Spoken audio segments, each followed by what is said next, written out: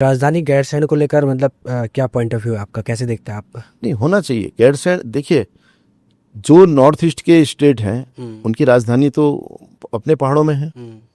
हमारे पास तात्कालिक एक राज्य बनने के बाद एक व्यवस्था थी कि जब तक नहीं बनेगा तब तक ढांचा बनाया जाएगा, और ये जन दबाव है। आप राजनीतिक दलों से ऊपर एक जन दबाव है कि होना चाहिए।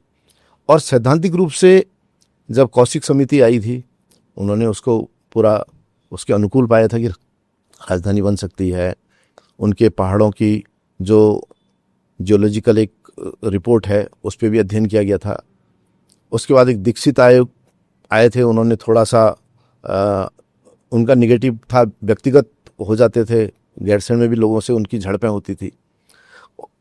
जो एसएस पांगती साहब जो हमारे कमिश्नर थे, उन्होंने तो खुद पैदल जाकर पानी के स्रोत कहाँ होंगे, कितनी आबादी होगी, किस तरह का ट्रीटमेंट करना पड़ेगा हमको, उन्होंने पूरा फिजिकल जाके कैंप करके उन्होंने अध्ययन किया है।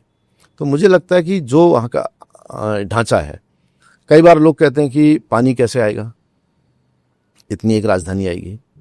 आप मान के चलिए कि हमारी गंगा, यमुना, पिंडर, कोसी, ये नदियाँ ग्लेशियर से आती हैं, हिमालय से आती हैं। मगर आटागाड़, बीनू, नयार, रामगंगा, ये सब इन्हीं क्षेत्रों की जड़ों से, बांज की जड़ों से या उन क्षेत्रों से आती है। वो जैव विविधता वाला क्षेत्र है, ग्रीन बेल्ट है और संरक्षित वन है।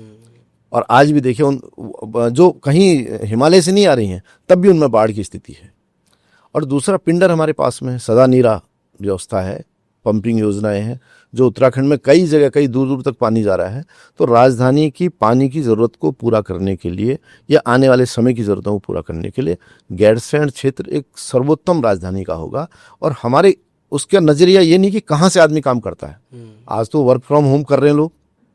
अमेरिका की नौकरी आदमी देहरादून में कर रहा है, गैरसैंण में बैठ के अपने घर में कर ले रहा है। मगर एक माइंड सेट होता है कि उसका काम को देखने का नज़रिया। नीति बनती है एयर कंडीशन कमरे में, मगर व्यवहारिक रूप से आप धरातल पर जाते तो परिस्थितियां दूसरी होती हैं। इसलिए पहाड़ में बैठ के जब नीतियां बनेंगी तो उनके अनुभव में जो वो किस तरह एग्जीक्यूट करना है, उसमें वो सारी चिंताएं रहेंगी जिसको वो भोग रहे हैं या जिन परेशानियों से दो चार हो रहे हैं, वो सारी चीज़ों का, उन विचारों का समावेश भी उन नीतियों में होगा। ये मेरा व्यक्तिगत मानना है।